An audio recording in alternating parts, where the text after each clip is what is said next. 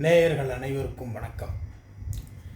இன்றைக்கு நம்ம தமிழ்நாடு மட்டுமல்ல, இந்தியா முழுமையும் கூட எதிர்நோக்கி கொண்டிருக்கக்கூடிய ஒரு முக்கியமான மனிதர்கள் சந்திக்கக்கூடிய ஒரு அபாயகரமான பிரச்சனை என்னன்னாக்கா நாய்கள்.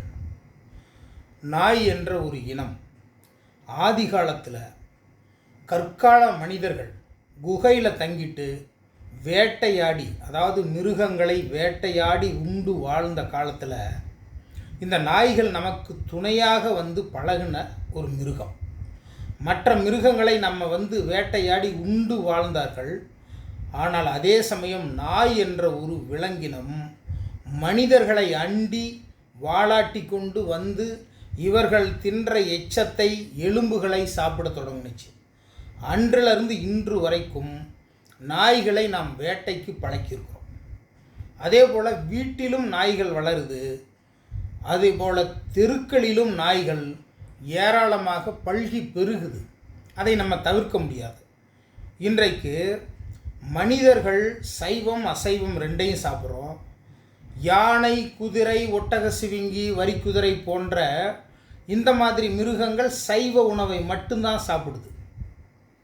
ஆனால் நாய் சைவமும் சாப்பிடும், அசைவமும் சாப்பிடும். குரங்கு, கரடி இது எல்லாமே சைவமும் சாப்பிடும், அசைவமும் சாப்பிடும். மனிதர்களும் அப்படி தான். இன்றைக்கு இருக்கக்கூடிய சூழலில் மலைப்பகுதிகளில் யானைகள் தண்ணீர் தேடி, உணவு தேடி தோட்டங்களை அழிக்கிறதெல்லாம் நடந்துக்கிட்டு இருக்கு. அந்த யானைகளை கட்டுப்படுத்துறதுக்காக அகழிகள் வெட்டுதல், மின்சார வேலி கட்டி மின்சாரத்தை பாய்ச்சுதல், இப்படியெல்லாம் நடக்குது. நம்ம மனிதர்கள் வாழக்கூடிய இந்த பூமி மனிதர்களுக்கு மட்டுமானதுன்னு நம்ம சொல்ல வரல.